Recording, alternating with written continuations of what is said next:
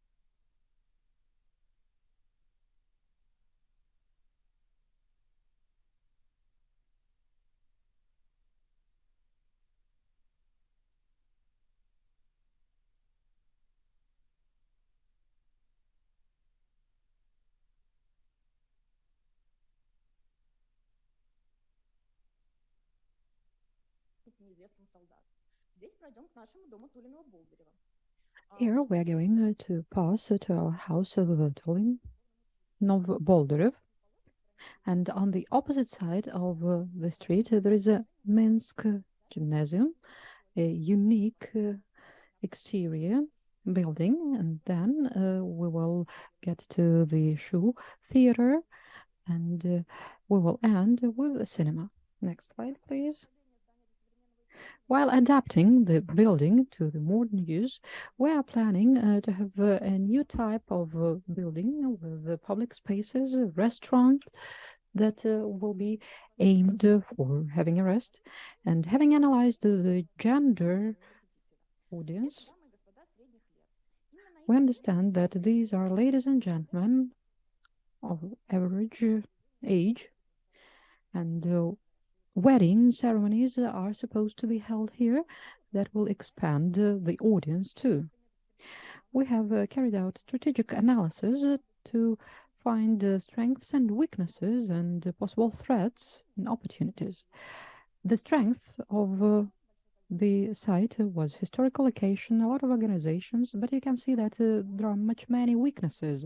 That is underdeveloped potential, the conditions of the interiors and exterior. And after our project, high return on investment will be a strength, and cultural and historic value preservation, and a chance to get the attention and visitorship to the site. And however, we have established high competitiveness in the market, and we are planning to fight that competitiveness using a restaurant. The approximate amount of the project is 30 million rubles.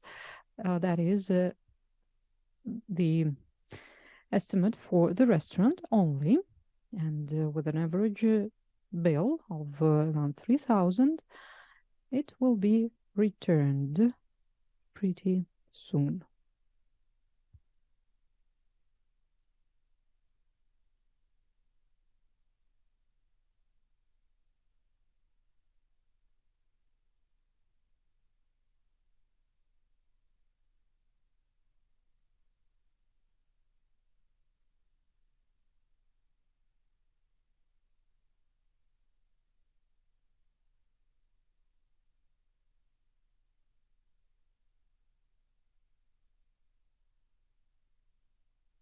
выступлений, а также организации современных выставок. We will also arrange modern expositions here.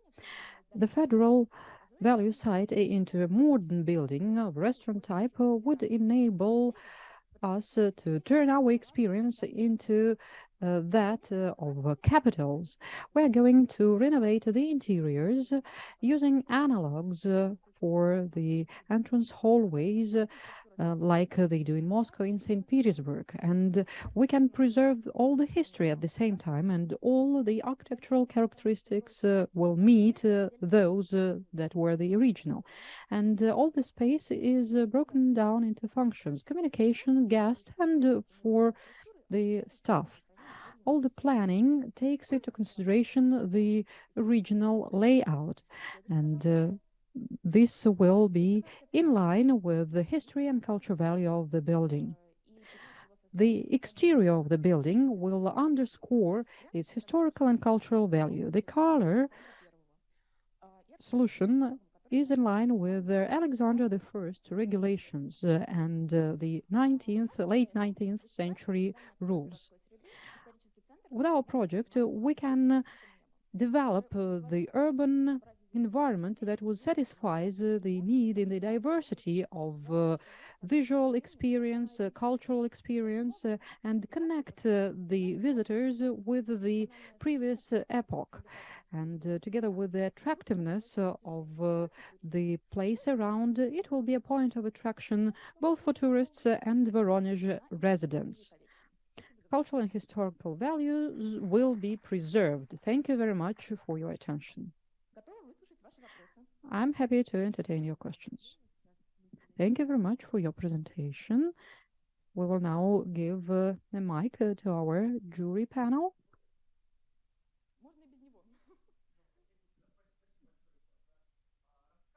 Thank you very much, Alexander, for your presentation.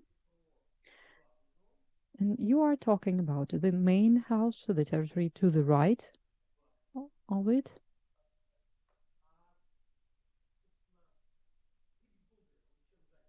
And what about the boulder of wing? How is it occupied? Can I speak without the mic? No, you cannot.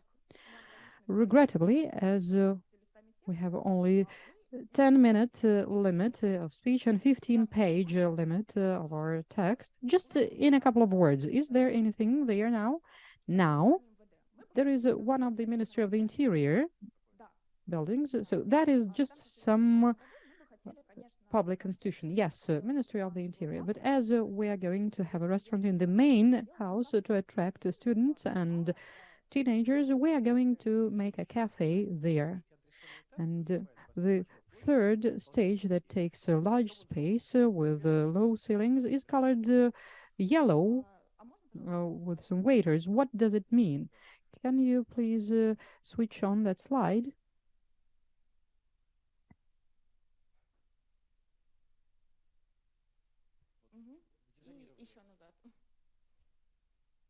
And one slide back. That is the premises for the staff. The main halls are in pink. And what does the staff do there? Sleep, eat, live? Well, they change clothes like this. So it is like a storage space and space for the staff. Thank you. Thank you very much for your presentation. And I also have a question on this slide. These interior pictures, are they abstract ones or do they belong to this house? They do belong to this house.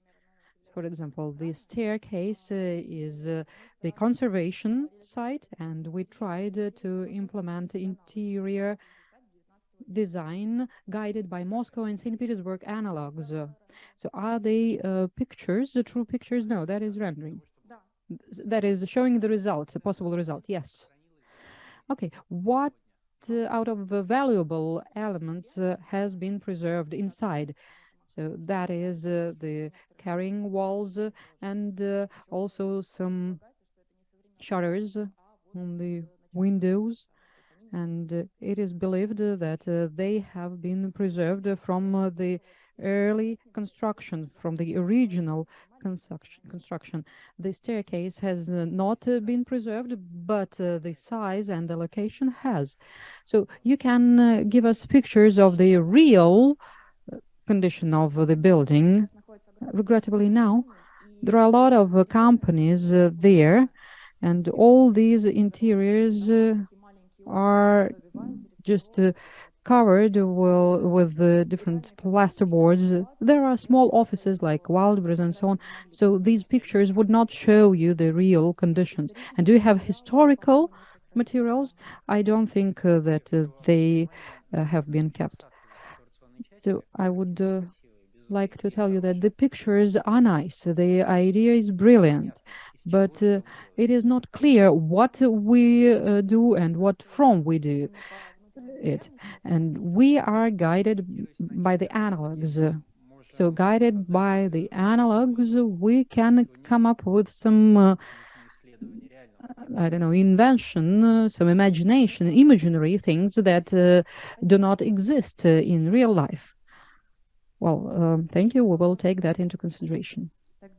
If there are no more questions, then thank you, team number one. You can take your seat. Yes, you can leave the mic here. And the next team will be from the city of Vladimir. Let us welcome team number two.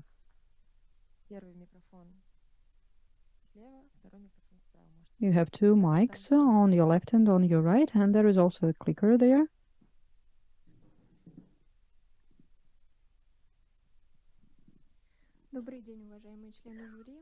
Good afternoon, dear jury members.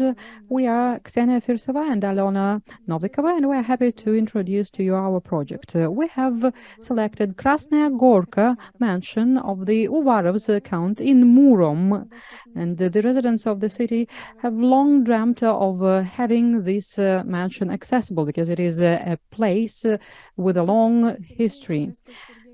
Alexei and Praskovia Uvarova are or were really great activists of Russian archaeology, and Count Uvarov founded Moscow Archaeology Society, whose efforts have saved a lot of architecture landmarks. And in 1877, the Count found Paleolithic stand Karacharova in the location of this mansion. Another discovery of the count was the History Museum in Moscow, and the count's spouse was a great aid to him, and she got degrees in archaeology and art history. Proskofia Uvarova also was active in the field. After the revolution, the countess, her children and grandchildren left Russia. And we carried out a poll in Murom with 38 people, and the respondents said that they would like to see a tourist cluster on the territory of this mansion. They would like to have the park and horse rides renovated, and they would be happy to see quests, interactive actions, activities, and archaeology lectures. Therefore, we have identified the tourist and entertainment function. The mansion is located to the east of Moscow on the bank of the Oka River near Vladimir. And here you can see where the mansion is located. It is 5 kilometers away from the historic center in Karacharova district. And this place is first mentioned in the chronicles of 1629-1630. And Ilya of Murom is from here. The mansion faces the Oka River. To the northwest side, there is residential buildings, and it is located in the protected area of archaeology heritage. To the south, the mansion has a river, a small river, Usachovka, and the entrance takes place from Kirov Street. At the beginning of the 20th century, the Varov mansion had these borders, and they have shrunk twice, as we can see on this location map. The main buildings of the mansion belong to 1725, and they were designed by Orgunov or Mironov, supposedly. And in the center, we have the main building, and the count joined two wings, and together they shape the ceremonial entrance with a fountain. To the south, the mansion was bordering, like it is now, by different ravines, creeks. After the revolution, the mansion underwent a lot of changes, and in 1812 there was one of the first communes named Altruist, and afterwards there were resorts, special health resorts, then military entities, and now we can see that the farmyard, the hangar, the sauna, and the orchard was lost. So what has been preserved is the two-story main house with a mezzanine, the wing, the simple storage, and some facilities.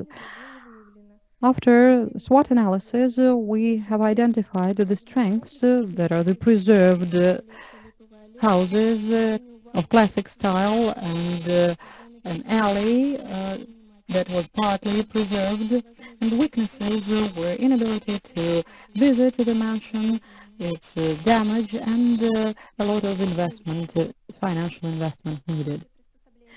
The restoration and adaptation of this mansion presupposes yet another point of attraction in the map of Murom and around. And it is supposed to unite it with cathedrals in Murom and the monument of Ilya of Murom. And afterwards, tourists can take a cruise to Karacharova and the Uvarov's mansion. And there they can visit the Trinity Church that used to belong to the mansion on foot, and then the mansion itself. Cruises, river cruises, can be yet another attraction for tourists and residents of the city, because from the river you can see a picturesque view of the city.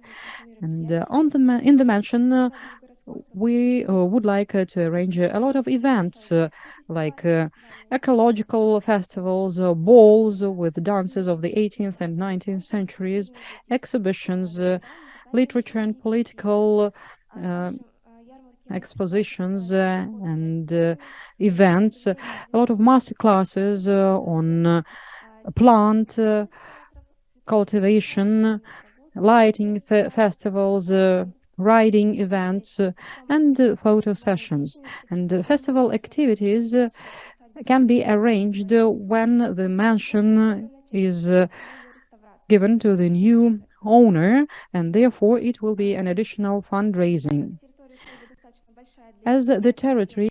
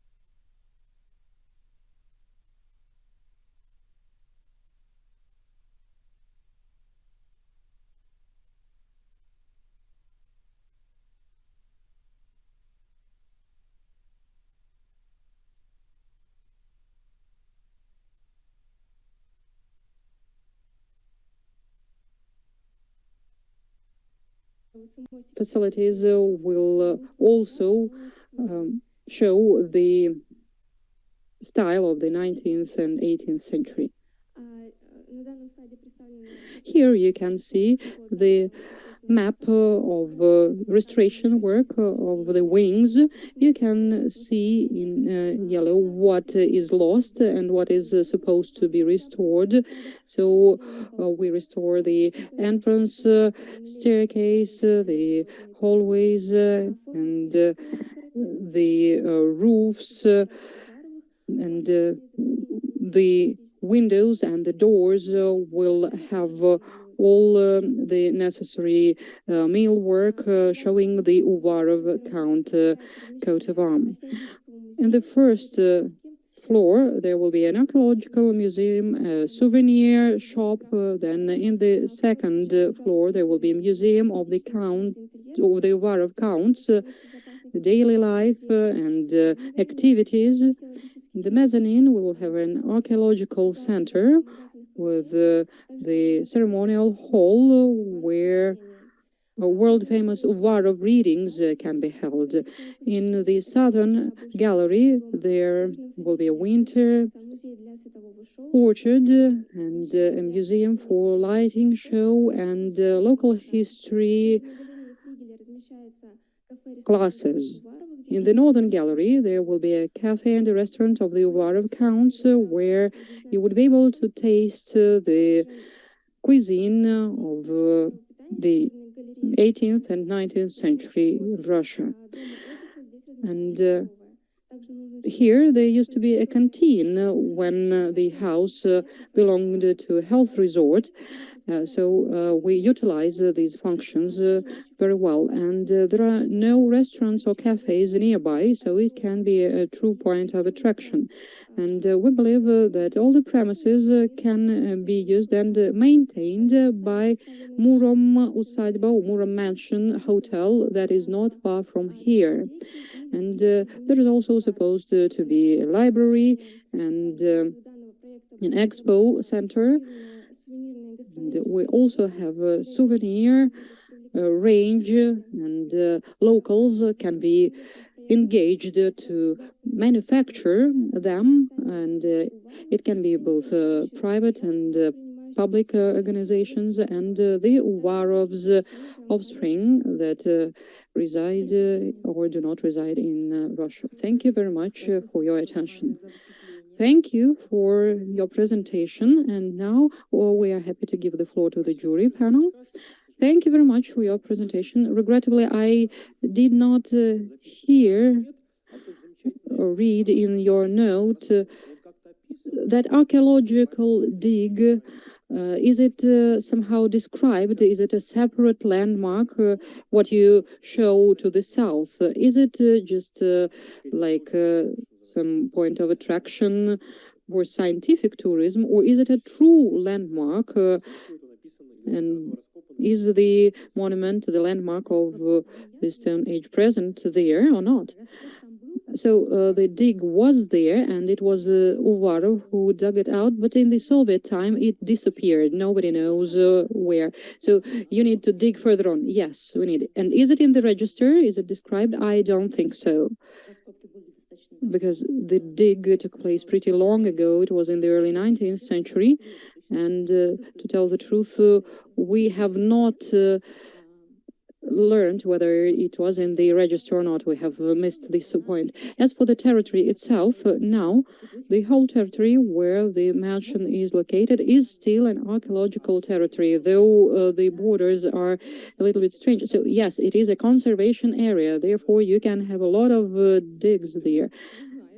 So it can be really an ancient thing. Yes, it can.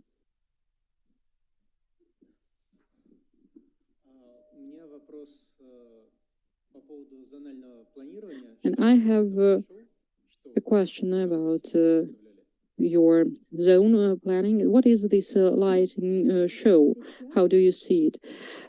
Hello, and I would like to answer this question. So as for the lighting show, in the middle, we will have a projector. Then the windows are closed with shutters, and there are views of history and entertainment programs projected to the walls. I have seen similar things, and I know that tourists really adore it. I see. though it is not really clear to me. Okay, but it doesn't matter. And my other question is about horse riding events.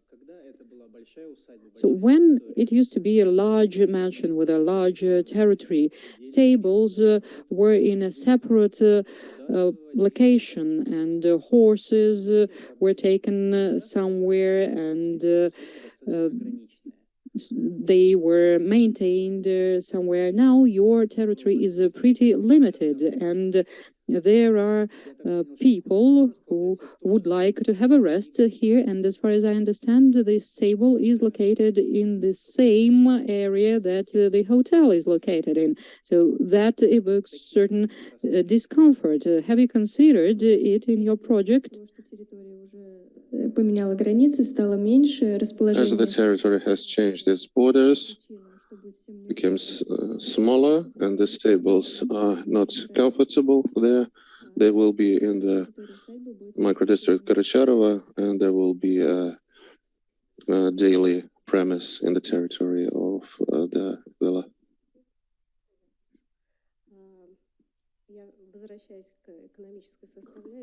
Coming back to economical components, I would like to ask about the number of rooms for your hotel. As far as I understand, that's quite a separate place, and very few hotels there.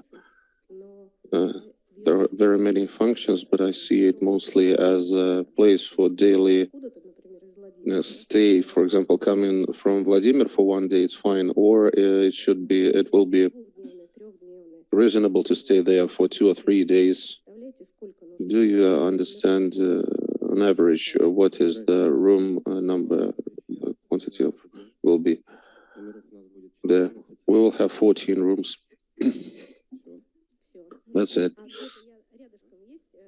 And is there something nearby? I'd like to add, there is an existing hotel nearby which is functioning, and we suppose that the owners of that hotel will be leasing spaces for VIP rooms, some small but really representative guest rooms. That's the first point. Second point, if the villa keeps developing, then in this territory, nearby territory, or probably on the opposite side of the river, there is Karacharovsky Island, which is quite big, and we can establish a park hotel there. That's a new development. And as for the base, there is some possibility of moving along the river. You have the moorage, the mooring, right? Yes, we have it. We have it there. Thank you for your questions. Thank you for your answers, and you can take your seats. Thank you.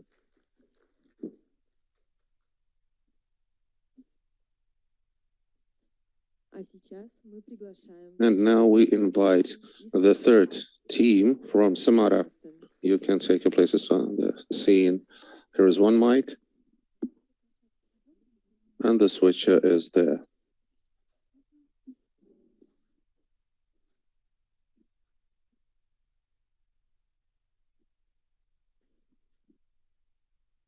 Добрый день, меня зовут Владлена. Hello, my name is Vladlena, and today I will represent you the project of our project that will be the transformation of the hotel Centralne for residential area.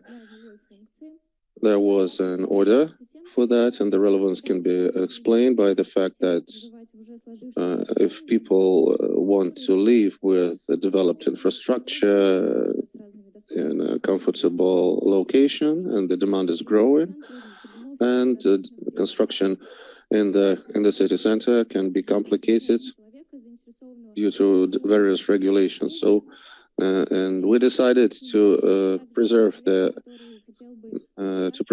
cultural heritage and live in the very center of the city and become an active part of it. The history of that mansion starts in 1858. The two-story building was bought by the merchant Polovodov. Then it was rebuilt. many times, and in 1905 it has changed significantly. It grew up to 4 levels, and the Metropole Hotel was opened there later in 1910. The 5th floor was built, and in 1915 the domes were removed. It changed its name many times, and now it's called Hotel Centralное, the Central Hotel, from the Soviet times. It is extremely, it is very important for the city. That's a historical value. It has scientific restoration value, as there are various epochs and periods, and architectural and aesthetics, because it is eclectic in its style. And according to the poll, the object is recognized by most citizens, by most people of the city, and the experts consider it valuable in the scale of region.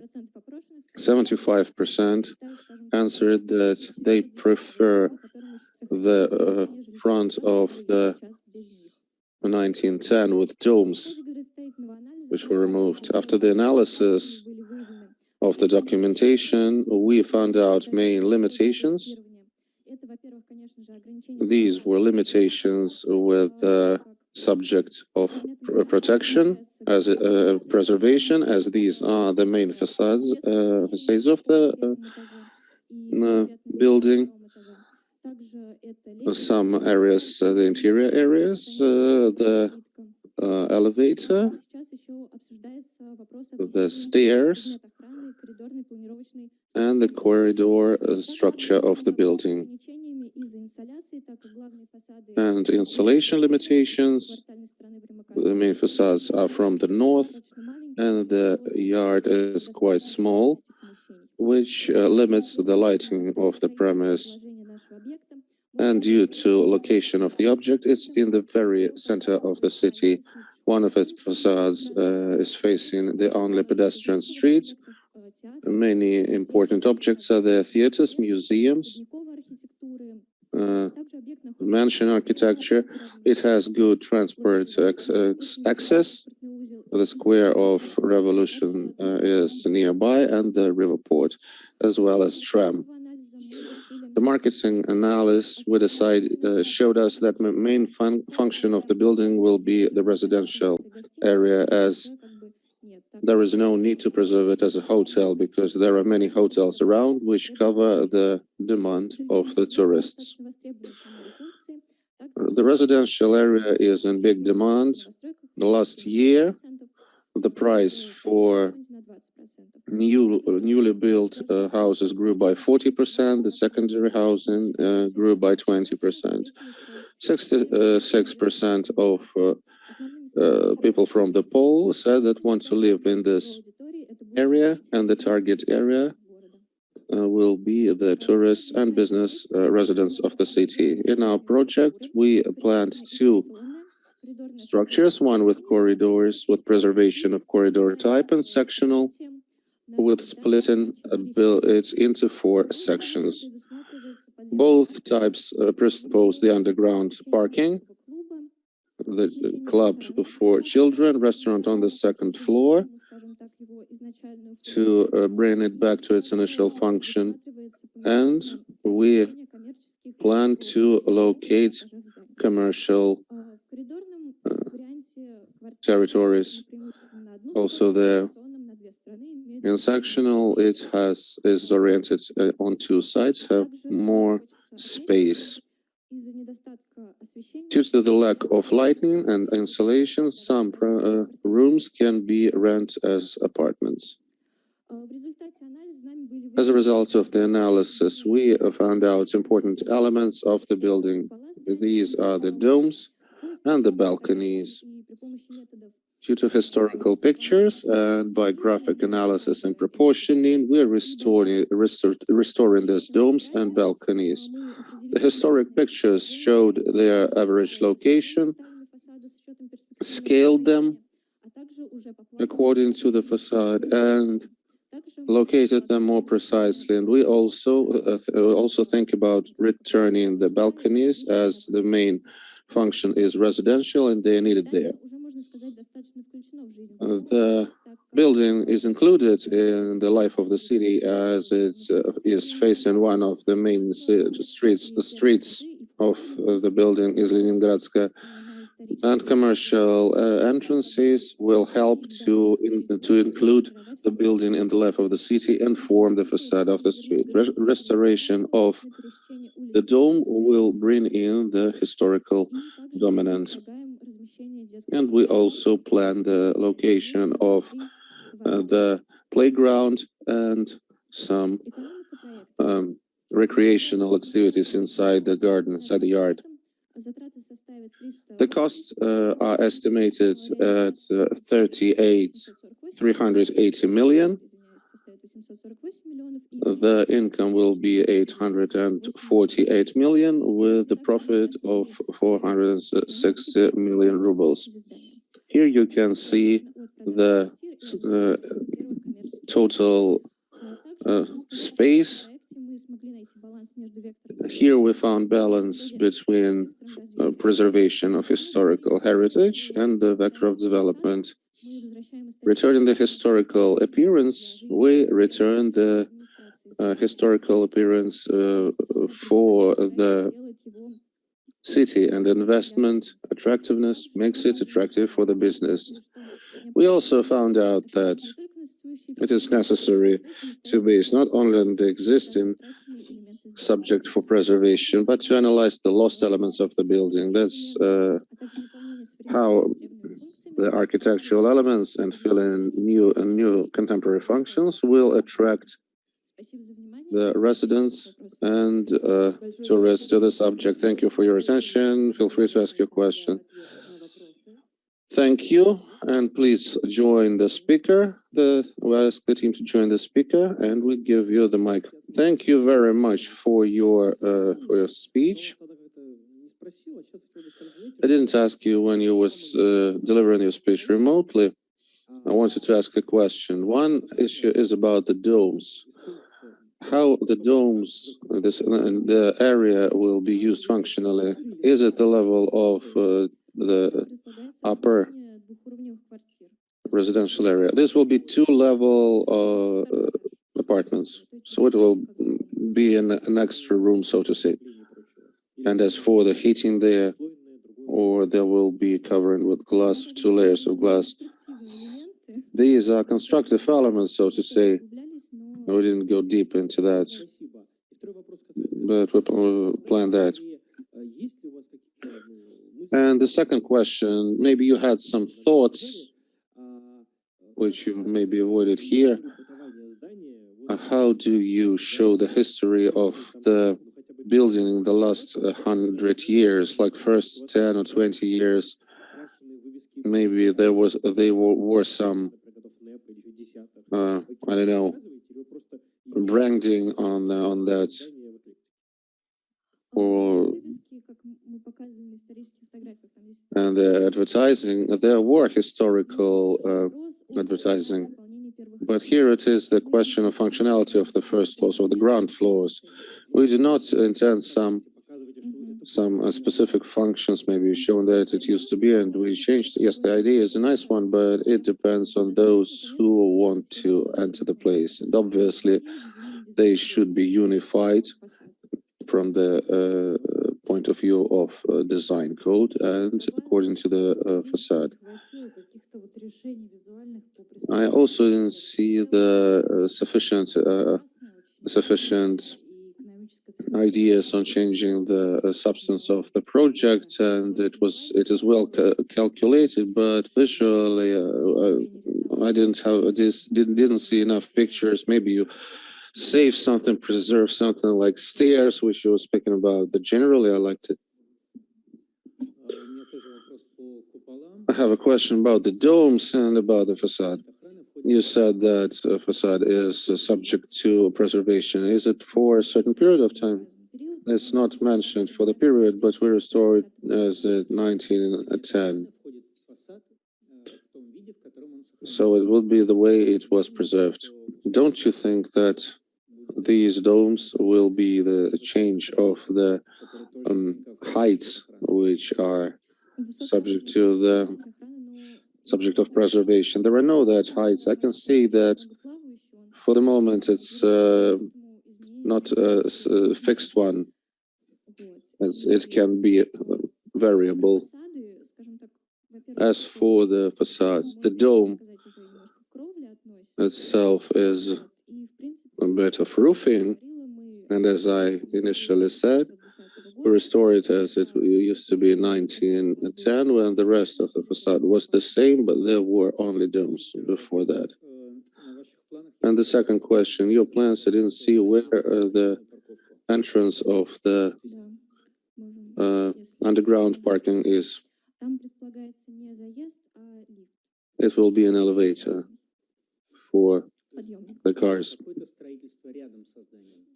So there will be some kind of construction next to the building. Okay, thank you. Thanks a lot to the team. You can take your seats.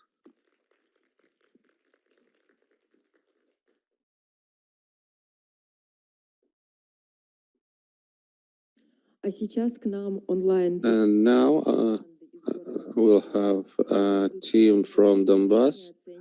Online, they're not estimated, but the jury can also ask them questions. Do we have the team connected? Yes, can you hear me? We'll find it out now. The team from Donbass, you can start your presentation. Hello, can you hear me? Yes, we can hear you.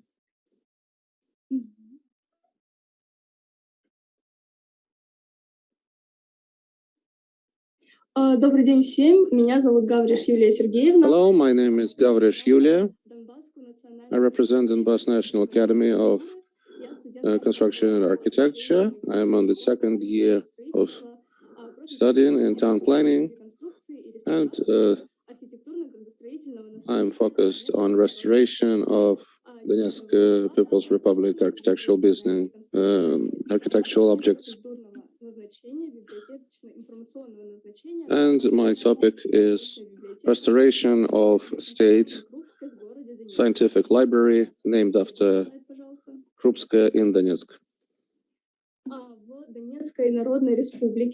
In the People's Republic of Donetsk, in the very city of Donetsk, we have 13 objects which are libraries. 2 of them are of cultural heritage, and 11 of them are valuable architectural objects.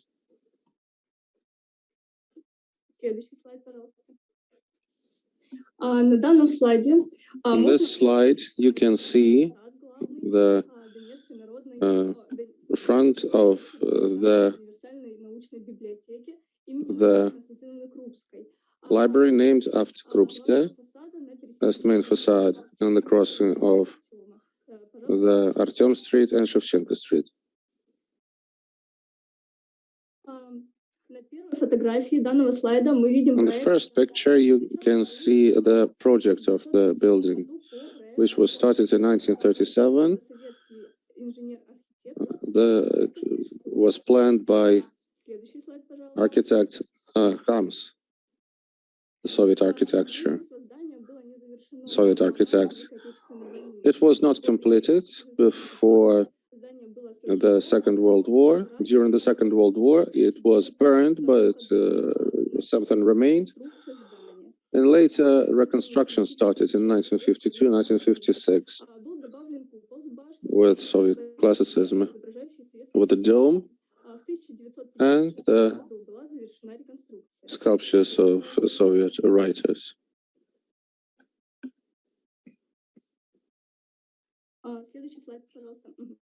Спасибо. В 1983 году In 1983, the local authorities stated them, registered it as the cultural heritage building, and for over 40 years, it is the building of cultural heritage of the region. Here we can see the modern condition of the library, the interior and the exterior.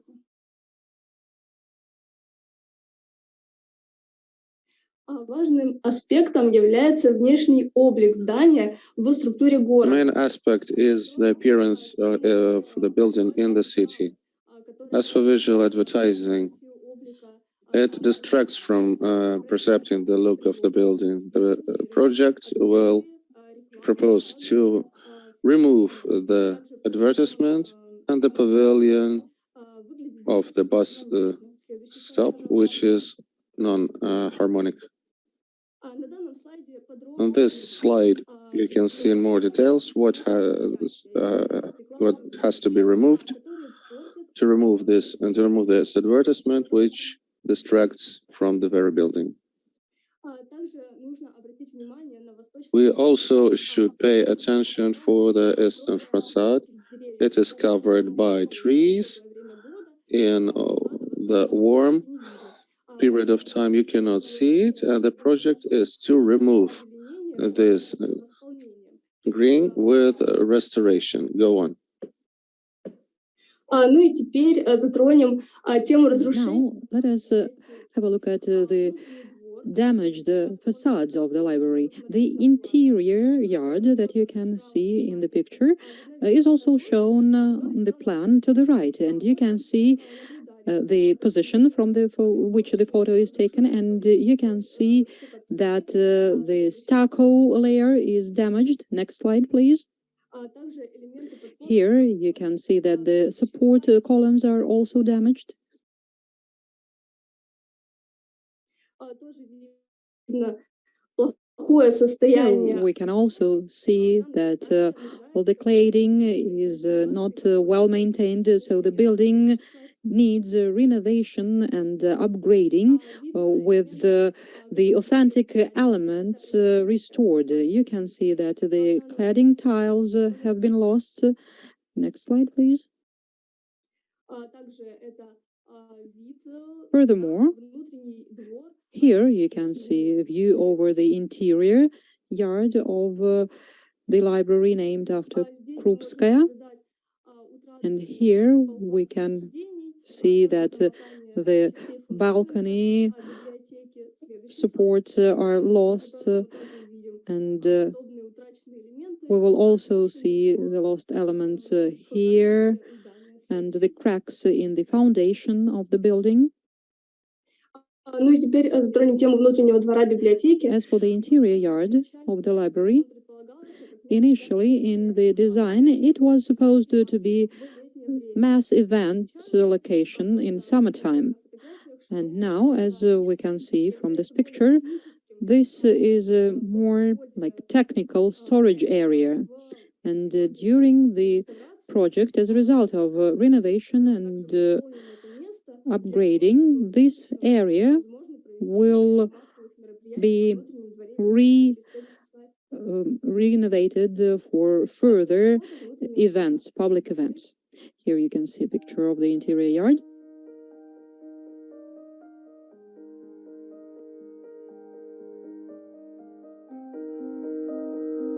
Сегодня библиотека имени Крупской. Today, the Krupskaya Library has a signpost place in the life of the Republic as an information, culture, and educational center.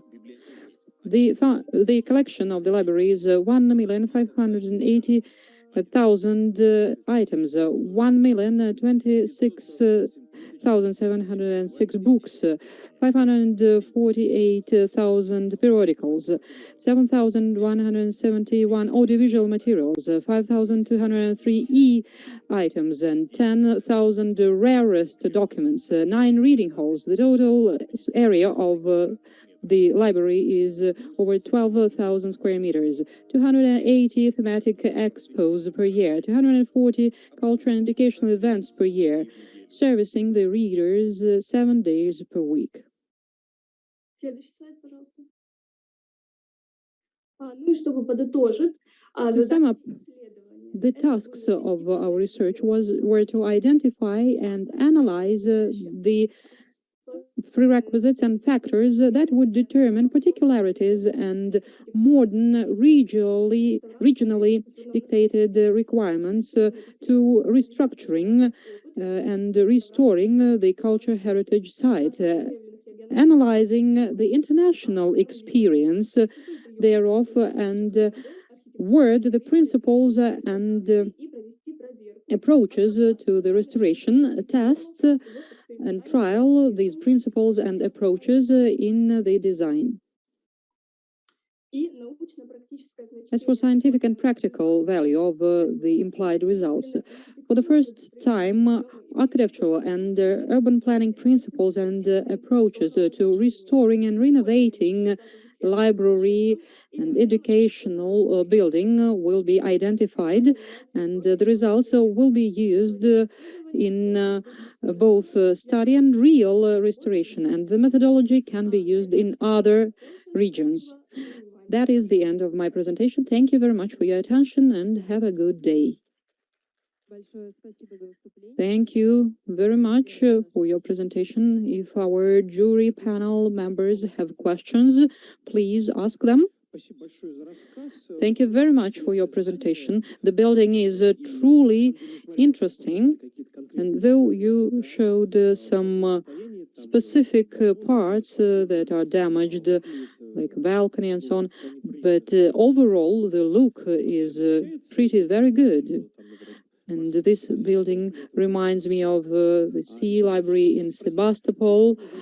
So as for zoning, when you showed us the interior yard, the plan was very beautiful and the facades were nice. And the gallery facade, what part of the building is there? Are they reading halls or what? The library actually is split in two libraries. The main universal library and the building that you are referring to is the youth library, the Central Republican Youth Library, and all this building is given to it. Thank you. And you also showed us pictures of the main staircase interior, as far as I got it. And do you have any other pictures of the interior of the 1950s, or have there been upgrades after that? Well, of course, there have been upgrades and renovations, and it is very hard to preserve the authentic elements. That is why this project is targeted at preserving that. And I know that authentic columns, bas-reliefs, and elements of staircases have been preserved. And as for the reading halls, very few authentic elements have been preserved. Thank you very much, and thank you for the question. If we have no more questions, let us thank our participants for the presentation. To select the cultural heritage site, define its strengths and weaknesses, and adapt it to the current conditions of the city. So now it is the turn of the team from Holmel. If they are with us, you can start your presentation. Please, the floor is yours.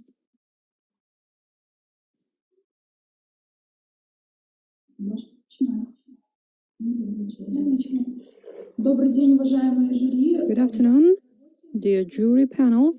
In our presentation, we would like to tell you about the city of Holmel, its life, its historic center, its architectural look, and the main landmarks of the past and the present. Our task is to identify historic and cultural heritage sites of Holmel. We are currently studying the historic and cultural potential and heritage of the country that would be interesting both for Belarus residents and international visitors.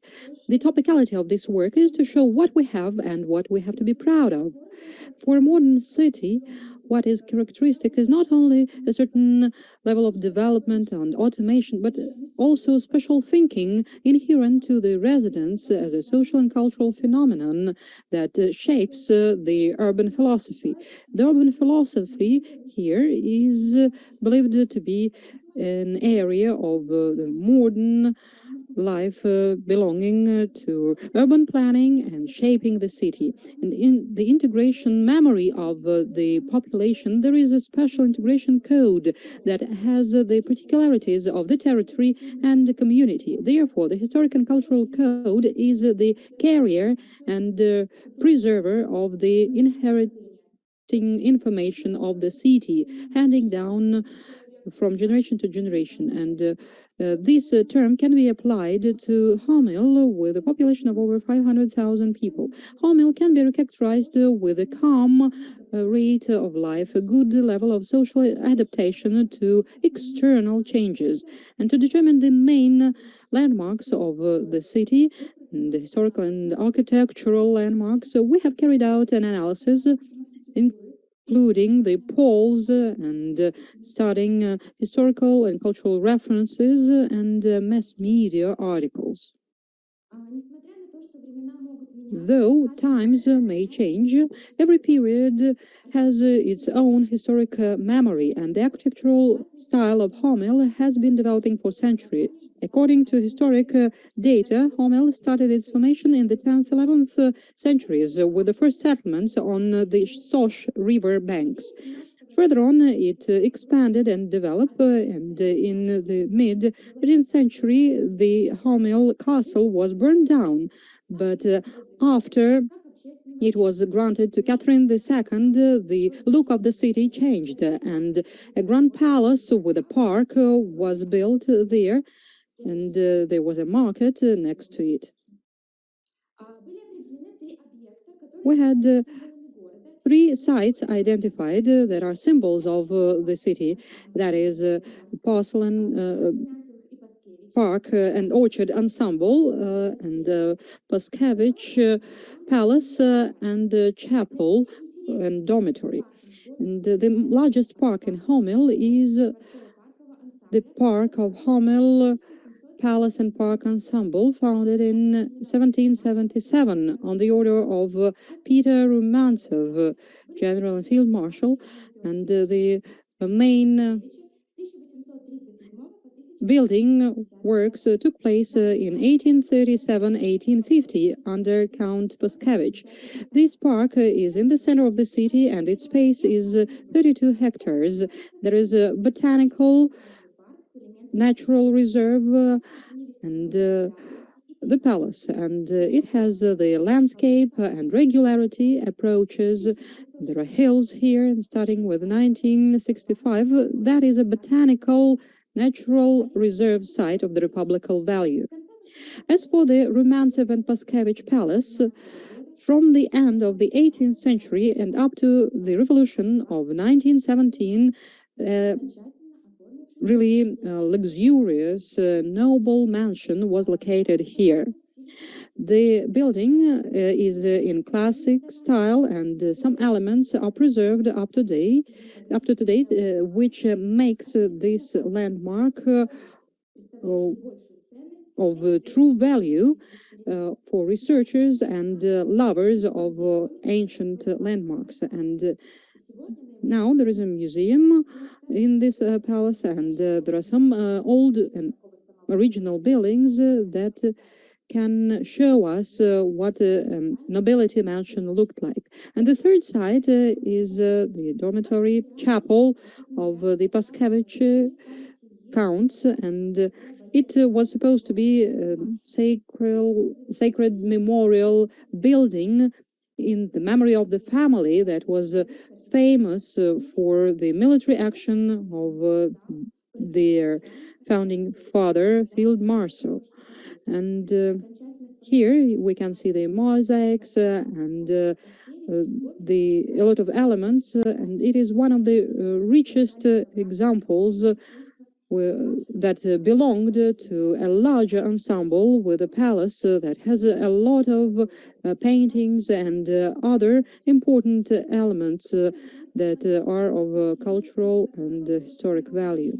We have carried out a sociological poll, and according to which we understand that around 60-70% of residents of Homel can say that, according to them, the main architectural landmarks are Rumantsev Paskevich Palace, their chapel, and the gardens named after Lunacharsky.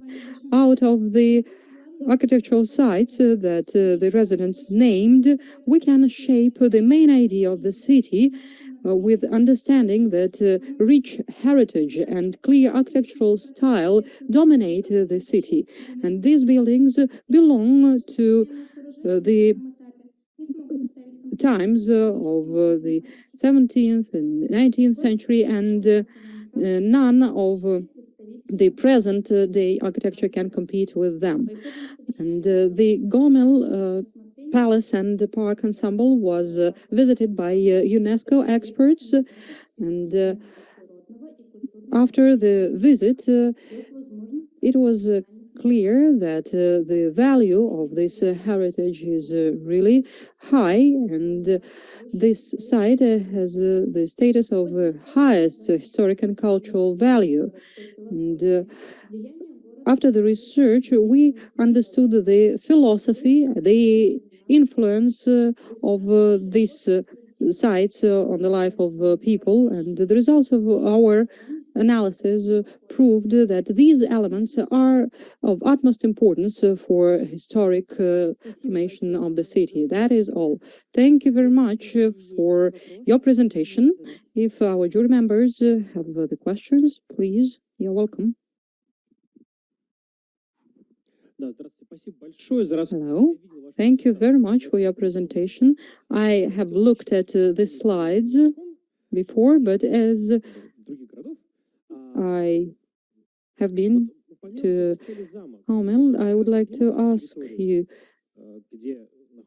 the following. The palace and the castle that you initially mentioned, was it located in the park or was it not? And if it was, in which part? And do you have the archaeological value of the castle identified? From the beginning of the city development, the palace was built and it was located in the center, and all our city was actually developed around it. So it was the focal point for the city. Do you mean that it was somewhere under the park of the Romanticism period? The park itself has a very vast relief, and as next to it there is the Soch River, and the palace is elevated over it. So if the water rises, there should be no floods. So, well, that is obvious. But the question is, do we need to look for this wooden medieval castle under the palace? Yes, on the same location.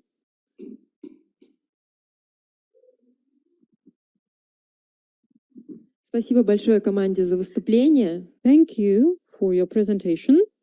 Можете отключаться и ждем. Now you can disconnect and let us ask the next team that is from Brest, Belarus. Are you here with us? Yes, we are. Now we are going to start your PowerPoint.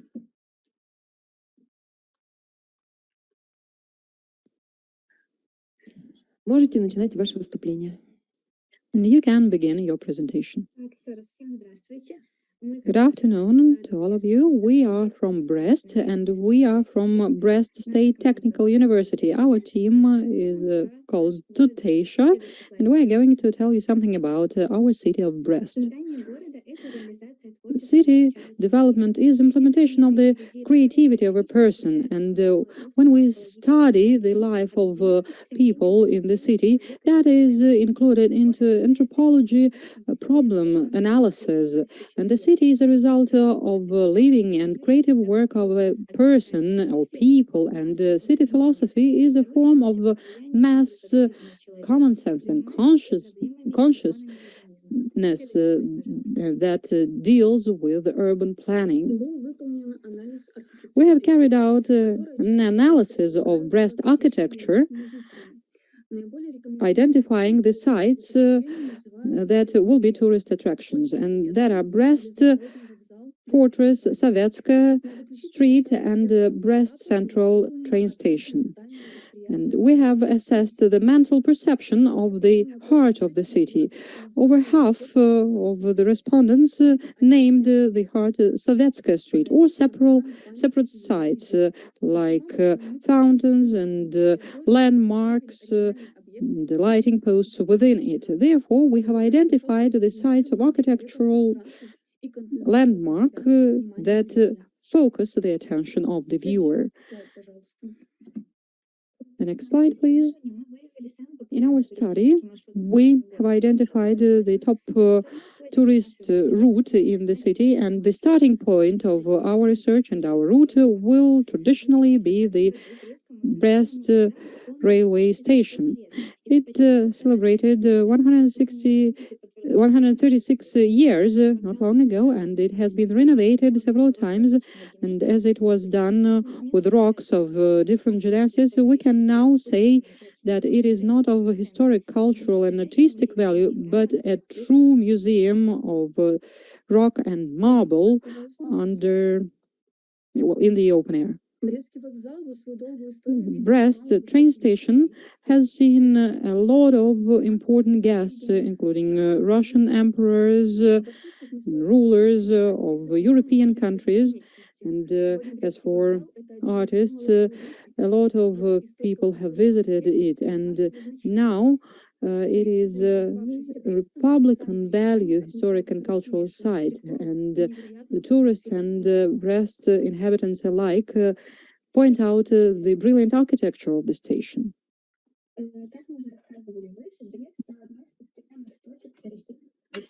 As we have said before, Brest is one of the points of attraction in Belarus, and what people like here is the combination of Soviet style and style of the previous times that express all the pleasant characteristics and features of people. And Sovetskaya Street reflects the architecture of different periods of the city history, the 19th and 20th century.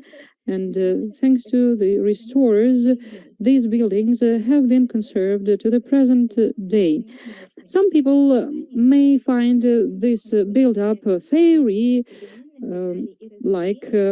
but thanks to what we have here, it is a really bright and unique space, which is mostly felt in summertime when the street turns into a Broadway with performers of all ages, a lot of colors, and tourists like the live legend of this street, the man who lights up and then puts down the light posts in the street, and he has done it since 2009. Moving on along our route, we will finish our research on the Brest Fortress, a true symbol of our city. And starting with 1965, this site has truly become outstanding after it was renovated, and it is clear that the heroic deed of the defenders of the Brest Fortress has been described many times in various articles and in Bell letter, and as for movies only, it was mentioned 4 times there. And we have some other landmarks, that is the monument to courage, and that is steel frame, and it is 104.5 meters high.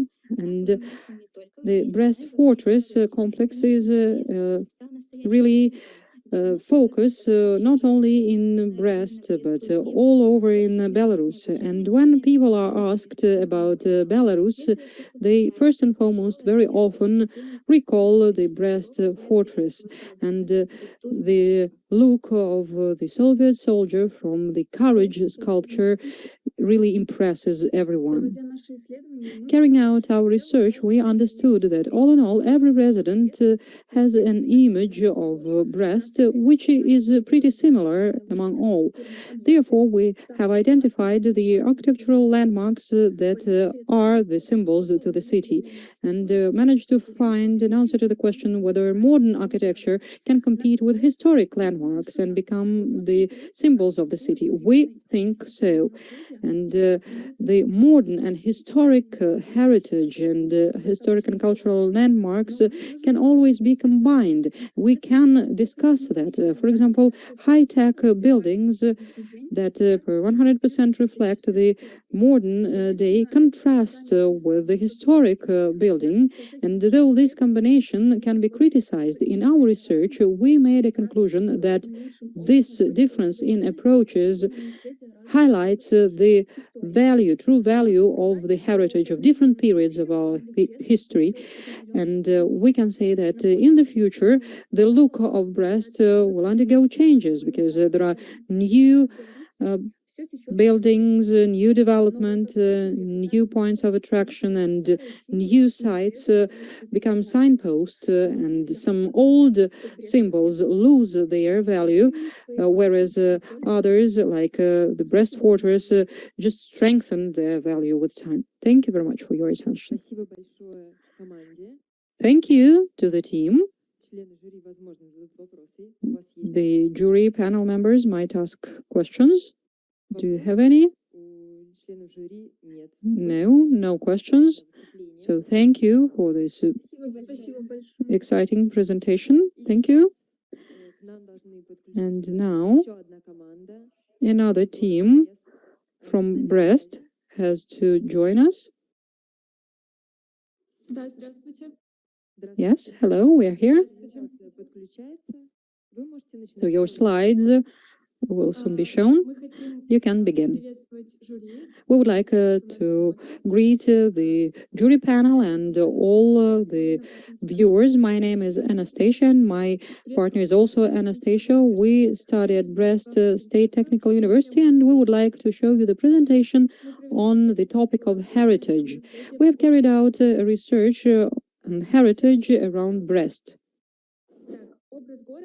The image of the city is a notion connected with the urban social space and collective identity, connecting the space around ourselves and life in history. People add a certain sense to it. They construct it, creating the space that was non-existent before. And people themselves bring something into the space around them. They register the places and locations and sites they use daily in their memory, and also those that are associated with the important events in their life. And it is all reflected in the so-called mind maps. And all movies, mass media, and press create some common image of the city. Most often that is an image for tourists that is easy to understand by residents, but that is the image that it should be. Let us see how the daily and these iconic images of the city correspond to each other. I believe they sometimes overlap and in other times do not. First of all, one and the same site can be interpreted differently. Secondly, it can have a different meaning, for example, symbolic meaning for an observer, or it can be not seen at all. For example, people living in the cities with historic landmarks can say that they do not have anything at all in their city. But at the same time, people cannot abandon the iconic sense, the iconic image, because it is stronger and more popular. And an iconic image can include not only the sites, but also the events that these sites are associated with. Architectural dominance point has certain characteristics like visual and psychological, architectural and artistic and functional. So as for the architectural landmarks, they can dominate because of their height. So they just physically dominate in the environment. Second, the stylistic dominance. And the third type is the spatial dominance that helps the site to dominate because of its complex system. So Brest is officially founded in 1019. It changed its name in Berestia, Brest-Litovsk, and finally it became Brest. In the 11th century, Berestia was a large trade center in Polish and Lithuanian ownership, then turned into a castle, and in the early 14th century, Brest-Litovsk was demolished for a fortress to be built here. The city was taken eastwards. In 1931, 1939, 1941, the fortress became famous for the courage of its defenders. And in 1971, the memorial complex of the Brest Fortress was launched. Today, it is a node between Eurasian Union and European Union. Having analyzed the history of Brest and specifying the notion of architectural dominance point, we can identify the Brest Fortress as the main landmark. It is the monument to the heroes and defenders who took the first strike of the Nazis in 1941, and it took 4 islands on the place of the former old city. And there were barracks around the main citadel, and you can see the buildings, the way they looked. The defense of the Brest fortress has a lot of movies devoted to it, like Immortal Harrison, Aggression, The Defense of Moscow, and many others. So this museum was selected as the main for Berestia, and it was founded in 1972 in Brest, and it was open to visitors in 1982. This museum pavilion of Berestia has an original architectural solution. It reminds us of ancient residential places. The basis of the exposition is archaeological dig 4 meters deep, and there are reproductions of wooden houses of early times, and there are examples of furnaces, and there are over 43,000 historic elements. The third element is Brest Central Railway Station that was ceremonially opened in 1886, and Tsar Alexander III visited it with his family. The architecture of the building uses neo-Gothic shapes that were so trendy in the mid-19th century. And from 2008 to 2014, the railway station was upgraded seriously. The authors of the upgrade was the main engineer of the project, Alexei Chuk, and the main architect, Apa Nesenyuk. Alexander II, Alexander III, Nicholas II, Lenin, Stalin, Khrushchev, Brezhnev, Gromyko, and George Pompidou, and others visited the train station. Such movies as Brest Fortress and Red Dog and many others were filmed here. and it can compete with historic monuments and become a symbol of the city.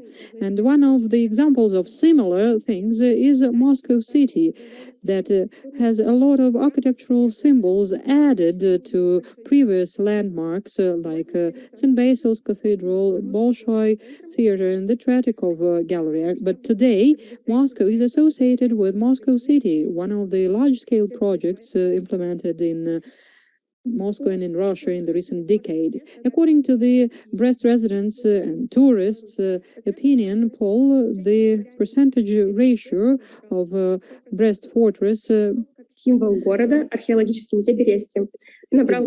well, it accounts for 100%, and Berestia accounts for 98%, and the railway station has 70% of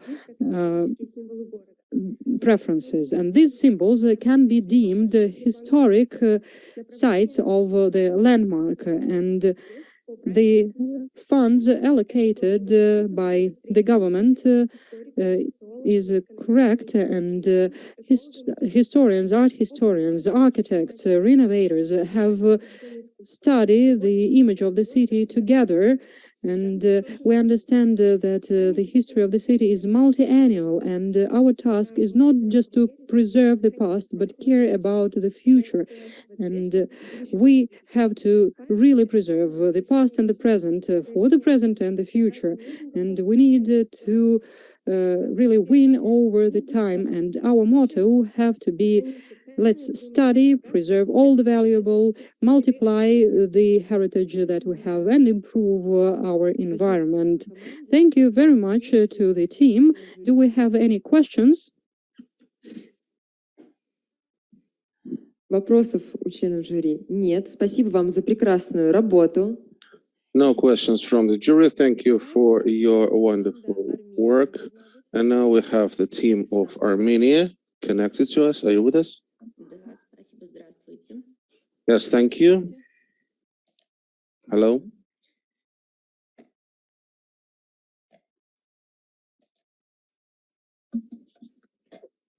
Можете начинать свое выступление. You can begin your presentation. Видно все? Do you see it? Yep. Хорошо. Значит, я представляю... I represent, my name is English Marian. I'm representing National University of Architecture, Restoration and Reconstruction of Armenia, and David Kakmedjan was working on that, and me. And the work is the particularities of hotel architecture of Yerevan of contemporary transition period. Next slide, please. In the Republic of Armenia, during the last 2 decades and in the last 3 years, with the development of tourism, we witnessed the growth of the beginning of construction happened. Bearing in mind the stylistics of today and moral outdating of the existing buildings, the developers prefer to demolish old style building, which is their property, and develop new ones. In Yerevan, the following hotels of old type were demolished in Yerevan, which are the example of architecture of the Soviet times, as it was made in the 1970s until 1991 is not researched. The question of actual analysis of these buildings becomes relevant. In order to transfer full information to the future generations about the Soviet development, Soviet construction, we made the analysis of this heritage, its particularities and its features, and the volume and the activities performed were described, and the particularities of ENG and the which were developed in the Soviet period. and discloses their historical value as a monument and defines their role in town planning of Yerevan. The work was performed with professional literature, archived data, information in the internet, and field picturing photography. Recently, we started the new development. In the Soviet times, it was especially particular, aimed at the whole Soviet, ordered by the Central Committee of the Communist Party, of exclusion of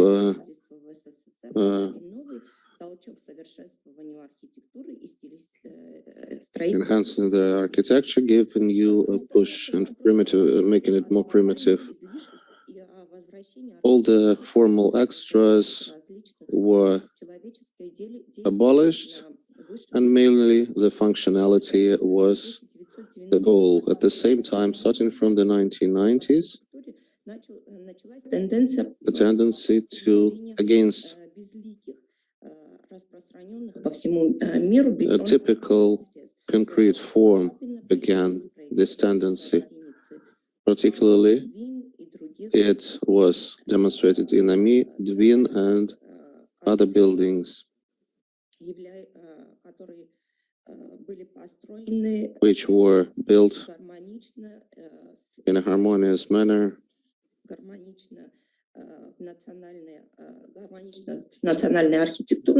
with the national architecture and with the achievements of the times when they were constructed. In this transition period, the development of Armenian infrastructure, I have to say that AMI, Twin, Rastan, Divoni, and another number of others can be united by the time of their creation and are typical and stylistically typical. Ani Hotel for 262 accommodations is in the center of Yerevan in Sayat Navan 19. Officially, it was opened in 1970. It worked in the system of Intourist. In 1998, it was privatized by the company Enterprises. In 2015, Ani Plaza was purchased by Dalinka Holding. The project was performed in Yerevan Project by architect Derpinyan and Safanyan and Akapian. Construction began in 1964. Ani Hotel is the first in Armenia building, which has 15 floors. The first 2 floors and the last floor were public. The rest of them were residential. Today, first 3 floors are used publicly, and the last floor is technical. The rest of them are residential. Next slide, please.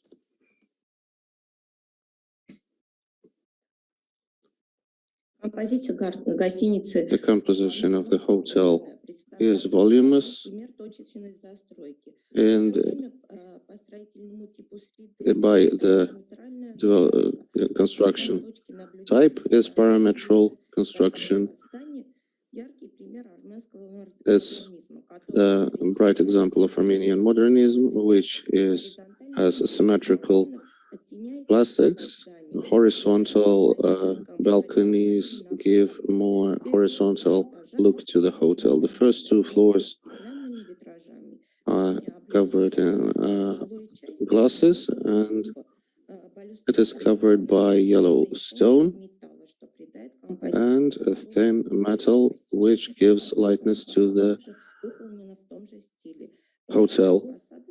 The sides, half of them have balconies where they are facing the street, which gives particular decision of change of volume and the light of the color of the stone. It's brighter. And the grids are made from metal 3 meters each. Yeah, they also have connections to the grids, which separate the balconies of vertically located rooms. On the main facade, between the 8th and 9th floor, there is a panel. The roof is flat. Water removal is internal. Then there are slides which demonstrate the functional planning of the hotel.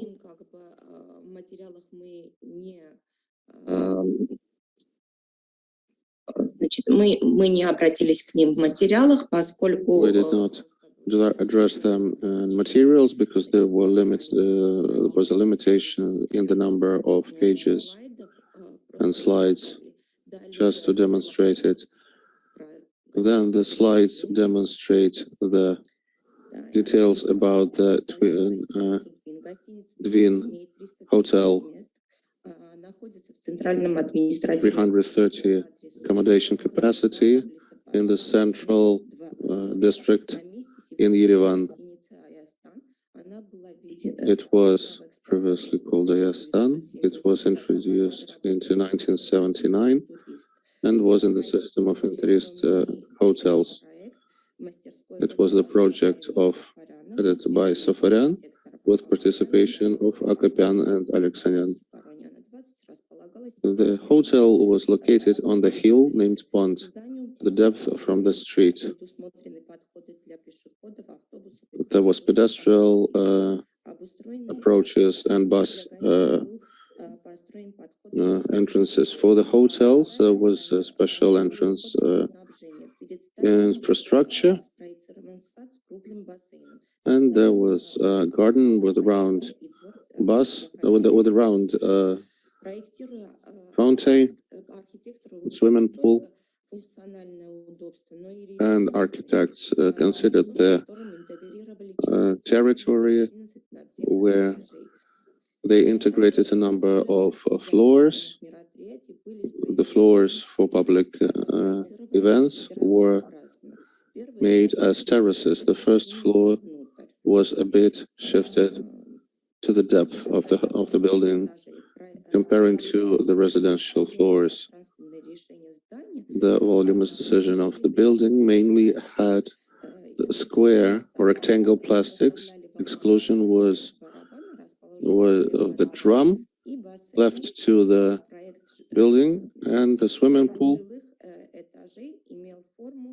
and the project of the residential area had a shape of rectangle prism. The rooms were located on both sides of the corridor. Speaking about this hotel, it's worth saying that it had a voluminous composition with rectangle plastics, horizontal, regardless of the number of floors, and the balconies were covered with stone, which was a contrast to the glass windows and was different in color, stressing the horizontal lines of it. It was asymmetrical. The main facade on the roof to the right had a rectangle prism, which was justified by the vertical connections underneath, which formed a solid fragment, and from the side of the main facade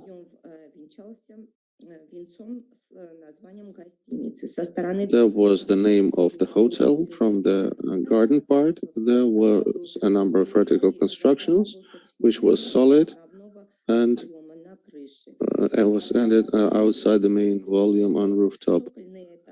Together with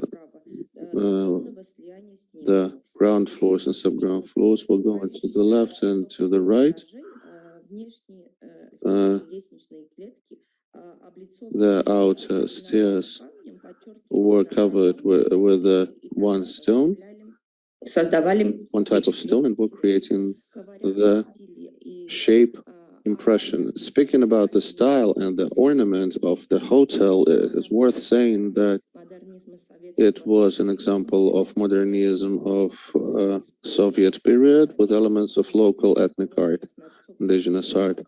The metric rows of columns were interrupted with the solid stones with decorations on them.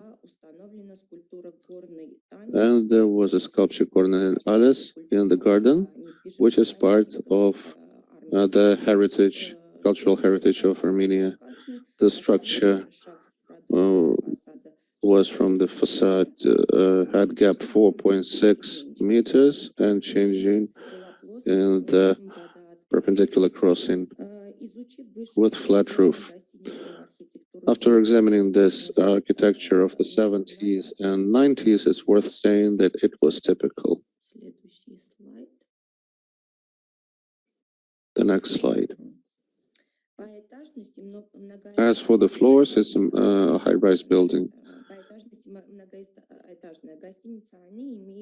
It has one underground floor and 15 top floors.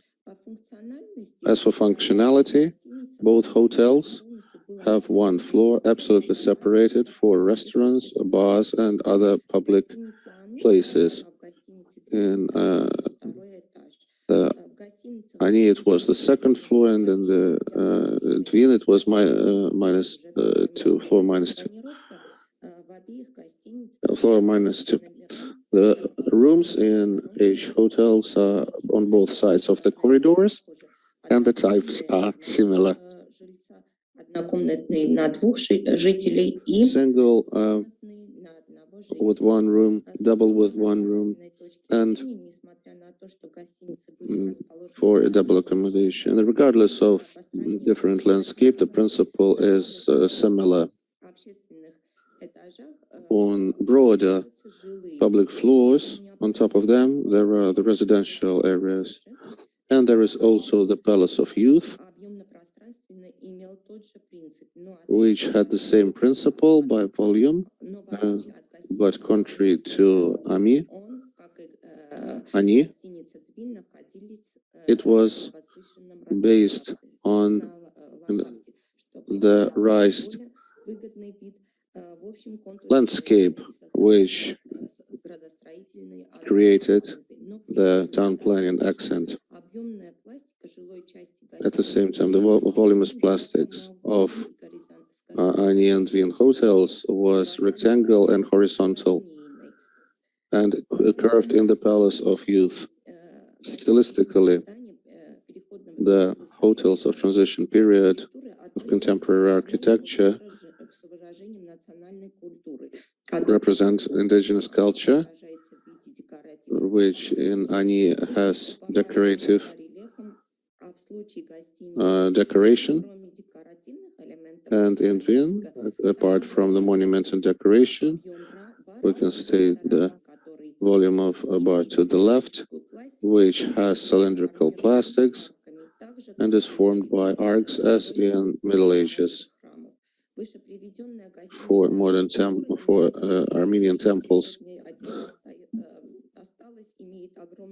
the hotel has a very big influence both on tourism and tourists, but as this is hotel architecture and on general forming of the town planning environment. They were well described in the media, their influence on tourists and locals, and about them being symbols of Yerevan, which is translated in the Houston literature. But we approached it as architectural value, classification, and town planning forming. Thank you. Thank you for your report. Maybe the jury, some of the jury has a question. Thank you very much. I had a chance to take a look at your presentation when you sent it, and as for Dwin, what is happening with them? Is it reconstructed or it was demolished? Because I was trying to take a look at it a year ago, and there was a fence behind it. Unfortunately, Dwin was demolished, and a new hotel was built. And the work was aimed at attracting the attention of public, not only from my side. The media is also trying to focus attention of the public that there is no demolishing the Soviet type buildings, because it's also heritage and has to be somehow transitioned to the upcoming generations. And obviously the modernist heritage of Armenia and Yerevan is well known. What publications other colleagues have? And did you follow when there was a competition on new planning of the whole front of the whole hill? Was this hotel still a hotel, or it was an absolutely private project, or it had nothing to do with the general planning? It had nothing to do with the general planning. As it is a private hotel, it hasn't. It was not in the competition. But it was the first phase of competition on Pond, and the second one was not there. So it is pending for the moment. As for the view, it was still in the silhouette of the Kond. It had a certain contrast on the hill. Don't you know this general picture is in the competition? You know? As far as I understand, the competition was for a Kond. The hotel was built in general, and it is not used for the moment because it is still under construction for the residential part, but the public part is still used and is generally not in the program of the city. And another question, you paid attention to the shape in the bottom of that. Is it now protected as a separate element of art or no? Unfortunately, well, some of them are protected by the state, some of them don't, but in case of Ani, we don't have a document that proves that this is protected. For the moment, they are not protected. Thank you very much. Thank you. Thank you for your speech. Thank you for your presentation. It is 14:38, so at 14:50 we will come back to this room to draw the results of the international competition, and as for the regional ones, it will take place in the big hall together with Moscow ones. We thank the regional and the international teams. We would like to thank the jury board members and all our guests. Thank you very much. So let's meet back at 14:50.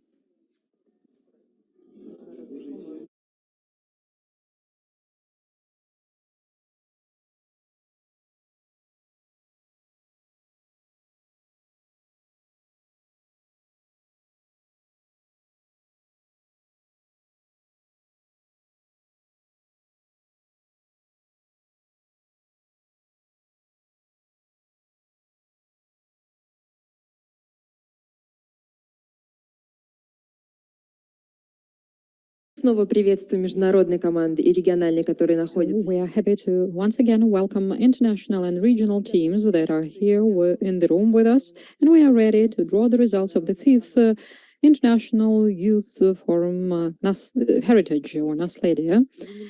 So, who comes third is the team from Armenia. Our congratulations to you. Number 2 is the team from Brest. That is the team of Anastasia Sukach and Anastasia Sidorenko. Our congratulations to you. And the winner is the team from Brest, team number 1.